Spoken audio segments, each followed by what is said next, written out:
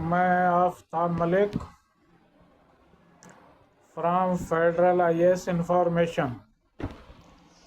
आज हम डिस्कस करेंगे British east India company in India, यानी जो ईस्ट इंडिया कंपनी थी, यानी जो अंग्रेज़ थे वो भारत में कब आए, कैसे आए और किस तरह से उन्होंने अपने आप को एक्सपेंड किया या यहाँ इस्टेब्लिश किया।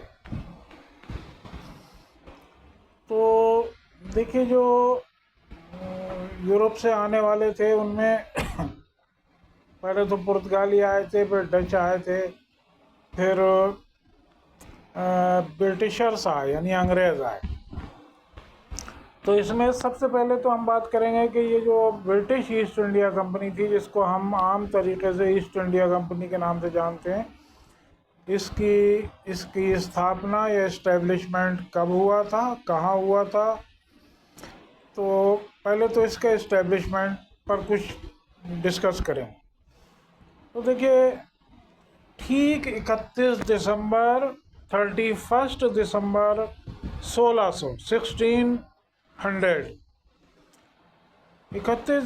1600 को लंदन में 100 ब्रिटिश ट्रेडर्स ने, 100 अंग्रेज़ व्यापारियों ने मिलकर एक कंपनी इस्टेब्लिश की और उस कंपनी का नाम रखा। ये नाम कंपटीशन में बहुत बार आया है, the governor and company of merchants of London trading into east India.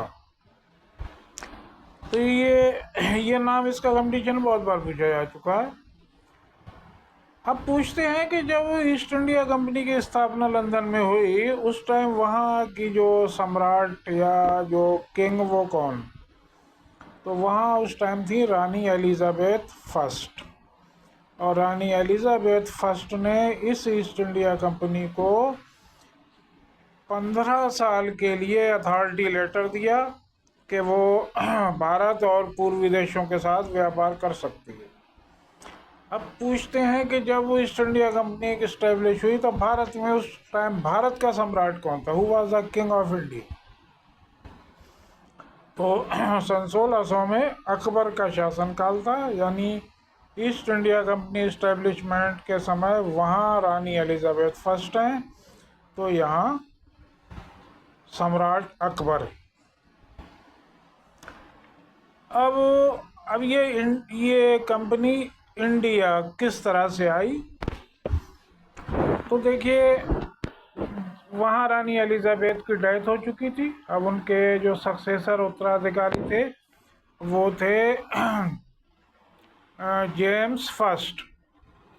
और यहाँ इंडिया में अकबर की डेथ हो चुकी थी और उनका जो उत्तराधिकारी, जो सक्सेसर था, वो जहांगीर। तो अब इंडिया की कहानी शुरू होती है कंपनी की। तो ठीक 1609 में जेम्स फर्स्ट ने अपना एक दूत या अपना एक एम्बेसडर जहांगीर के दरबार में भेजा, व्यापारिक सुविधाओं के लिए, कि वो कंपनी को सुविधाएं प्रदान करा सके। क्या नाम था उसका? उसका नाम था कैप्टन हॉकिंस। 1609 में आया। पूछते हैं जहांगीर से कहाँ मिला?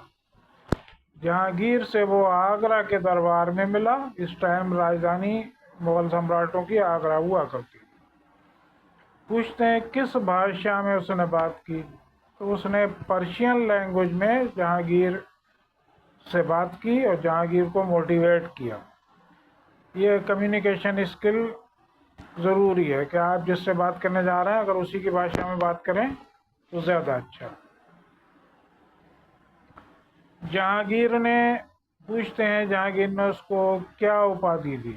तो जहांगीर ने उसको इंग्लिश खां की उपाधि दी और अपने दरबार में एक पोस्ट दी जो कहलाती है 400 का मनसबदार। मुगल काल में मनसबदारी एक पद हुआ करते थे, ये बांटे जाते थे। और आर्मीनिया की एक लड़की थी, उससे उसकी शादी भी करा दी। लेकिन व्यापारिक सुविधाएं नहीं दी। क्यों?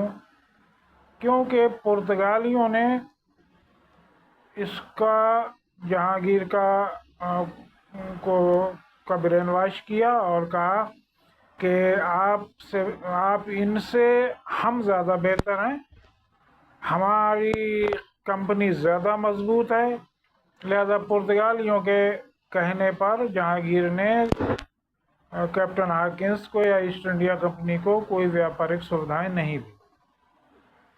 लेकिन इसी बीच यूरोप में एक युद्ध हुआ जो कहलाता है सोली हॉल का युद्ध, और वो युद्ध हुआ था पुर्तगालियों के और ब्रिटेन के बीच, जिसमें ब्रिटेन विजयी हुआ।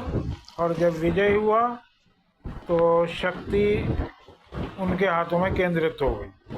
इसका इम्पैक्ट या इसका प्रभाव जहांगीर पर भी पड़ा, और जहांगीर ने अब east India company, British east India company को भारत में व्यापार करने की सुविधाएं प्रदान कर दी। जब मुगल अथॉरिटी मिल गई, सम्राट की अथॉरिटी मिल गई, तब पूछते हैं कि ईस्ट इंडिया कंपनी ने शाही अधिकार के बाद अपना कारखाना कहाँ खोला। तो 1611 में अब ईस्ट इंडिया कंपनी ने अपना ऑथोराइज्ड पहला कारखाना, ट्रेडिंग सेंटर सूरत में स्थापित किया। इसके बाद फिर 1615 में एक ब्रिटिश दूत और आया जिसका नाम था सर टॉमस रो। वो आया, उसने जहांगीर से तमाम मान्यताएं प्राप्त की, और उसके बाद ईस्ट इंडिया कंपनी ने अनेक स्थानों पर अपने कारखाने खोल दिए। जहांगीर की मृत्यु के बाद जब शाहजहां गद्दी पर बैठा, तो शाहजहां के टाइम 1639 में एक अंग्रेज़ अधिकारी था जिसका नाम था फ्रांसिस डे। उसने जो साउथ में चंद्रगिरी एक स्टेट हुआ करती थी या रियासत हुआ करती थी, उसके राजा से प्रार्थना की कि हमें थोड़ी सी भूमि पट्टे पर दे दी जाए। उस राजा ने उसकी प्रार्थना को स्वीकार किया और कुछ भूमि पट्टे पर दे दी। फ्रांसिस डे ने उस भूमि पर एक दुर्ग या फोर्ट बनाया जिसको कहते हैं सेंट जॉर्ज दुर्ग। यही सेंट जॉर्ज दुर्ग बाद में मद्रास नगर के नाम से मशहूर हुआ। ये कंपटीशन में बहुत आता है। पूछते हैं मद्रास की स्थापना किसने की? एक अंग्रेज अधिकारी फ्रांसिस डे ने। इसके बाद फिर जो पूर्वी तट पर या ईस्टर्न कोस्ट पर इन कंपनी ने तमाम अपने सेंटर खोल दिए, बंगाल में हुगली, कासिम बाजार वगैरह वगैरह। इसके बाद फिर इनको एक महत्वपूर्ण स्थान प्राप्त हुआ, बॉम्बे। कैसे प्राप्त हुआ? तो देखिए 1668 में ब्रिटिश का जो सम्राट था चार्ल्स सेकंड, उसकी जो मैरिज थी वो एक पुर्तगाली राजकुमारी से हुई जिसका नाम था कैथरीन ब्रेगेंजा। और कैथरीन ब्रेगेंजा से शादी हुई तो इसमें पुर्तगालियों ने बम्बई को दहेज के रूप में दिया, जहेज या डाउरी गिफ्ट के रूप में दिया। तो चार्ल्स सेकंड ने इस बॉम्बे को, जो पुर्तगालियों का हुआ करता था, जहेज में प्राप्त करने के बाद ईस्ट इंडिया कंपनी को ही पट्टे पर दे दिया।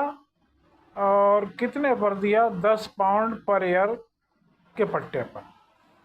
जब बम्बई ईस्ट इंडिया कंपनी को मिल गया तो ये उनके लिए बहुत बेनिफिशियल साबित हुआ, और अब उन्होंने अपना सेंटर जो है सूरत से हटा के बम्बई बना लिया।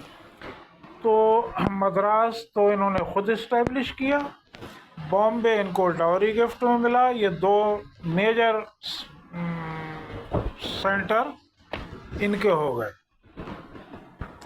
इसके बाद 1698 में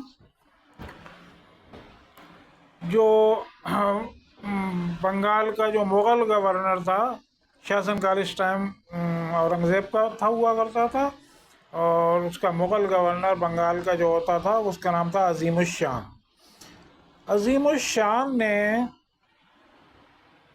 हुगली फैक्ट्री के या ईस्ट इंडिया कंपनी कह लीजिए, ईस्ट इंडिया कंपनी को 3 गांव की ज़मींदारी दान में दी है। गांव का नाम था सतनुती, एक का नाम था कालीकाटा, एक का नाम था गोविंदपुर। जब कंपनी को इन 3 गांव की ज़मींदारी मिल गई, तब हुगली फैक्ट्री का एक अधिकारी था जाब चारनॉक, उसने यहाँ पर एक किलेबंद बस्ती इस्टेब्लिश कर दी 1698, और ये इसका नाम रखा फोर्ट विलियम। मद्रास का नाम था सेंट जॉर्ज दुर्ग, इसका नाम है फोर्ट विलियम। मद्रास का संस्थापक था फ्रांसिस डे, इसका संस्थापक है कलकत्ता का जॉब चारनॉक। यही फोर्ट विलियम 1700 में कलकत्ता के नाम से फेमस हुई, और आज तक कलकत्ता या कोलकाता बदलते रहे थोड़े नाम इनके, और जाना जाता है। और एक कंपटीशन में क्वेश्चन और आता है, पूछते हैं जब फोर्ट विलियम इस्टेब्लिश किया तो वहाँ का अध्यक्ष किसे बनाया था? तो फोर्ट विलियम का संस्थापक जॉब चारनॉक और उसका पहला अध्यक्ष चार्ल्स आयर। अब अंग्रेज़ों के ये 3 मेन सेंटर हो गए, एक बॉम्बे, एक मद्रास, एक बॉम्बे और एक कलकत्ता। यही इनकी कहलाती है प्रेसिडेंसी, कलकत्ता प्रेसिडेंसी या Bengal presidency, Bombay presidency and Madras presidency. तो 2 शहर इनके खुद के बसाए हुए और एक शहर इनको जहेज में मिला डाउरी की। अब इनका व्यापार चलता रहा। इसके बाद फिर एक बड़ी उपलब्धि इनको मिली 1717 में, और वो उपलब्धि क्या थी कि 1717 में जो मुग़ल पतन काल का जो एक बादशाह था जिसका नाम था फ़र्रुखसियर, बहुत मशहूर है, बहुत आता है कंपटीशन में ये। उस फ़र्रुखसियर ने ईस्ट इंडिया कंपनी को 3000 रुपये पर ईयर टैक्स के बदले बंगाल में बिना चुंगी दिए, विदाउट टैक्स दिए, विदाउट आज का चुंगी कर या प्रवेश शुल्क मान लीजिए उसको, बिना चुंगी दिए व्यापार करने की अनुमति दे दी।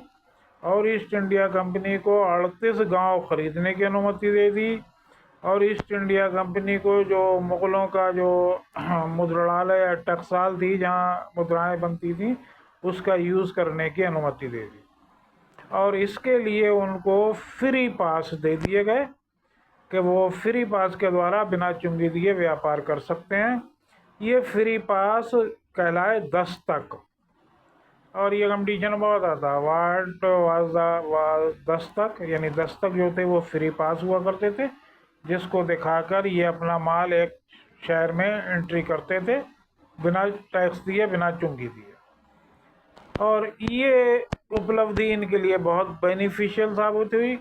और इसके बाद 1740 तक व्यापार करते रहे, लेकिन 1740 में फ्रांसीसियों और अंग्रेज़ों के बीच भारत में सत्ता स्थापित करने की शुरुआत हो गई, और इसमें दोनों शक्तियां व्यापार के स्थान पर पॉलिटिकल पावर हासिल करने में लग गईं, और इसके लिए अंग्रेज़ों या ईस्ट इंडिया कंपनी और फ्रांसीसियों के बीच 3 वार लड़े गए, 3 युद्ध लड़े गए जो कहलाते हैं कर्नाटक युद्ध। और जो तीसरा कर्नाटक युद्ध हुआ था जो 1756 से 63 तक हुआ, उसमें एक कर्नाटक में एक जगह है वांडीवाश, वहाँ पर दोनों के बीच जो युद्ध हुआ 1760 में, जो वांडीवाश का युद्ध कहलाता है, उसमें फ्रांसीसी पूरी तरह से पराजित हो गए, और भारत में सत्ता हथियाने के यानी पॉलिटिकल पावर को कैप्चर करने के अधिकार या रास्ते जो हैं अंग्रेज़ों के लिए खुल गए। और इस वांडीवाश युद्ध के द्वारा ही ये तय हो गया कि अब भारत में शासन कौन करेगा, अंग्रेज़ करें। और फिर अंग्रेज़ों ने शासन की स्थापना बंगाल से शुरू की, और उसके लिए उन्हें 2 युद्ध लड़ना पड़े बंगाल के नवाबों से, एक प्लासी का युद्ध, एक बक्सर का युद्ध। और इस तरह से फिर वो बंगाल में अपनी सत्ता स्थापित करने में कामयाब रहे। इस टॉपिक को नेक्स्ट के लिए, और आज के लिए इतना ही। चैनल को सब्सक्राइब कीजिए, ज्ञान का प्रसार कीजिए, और मुझे इजाज़त दीजिए। नेक्स्ट वीडियो का इंतज़ार कीजिए।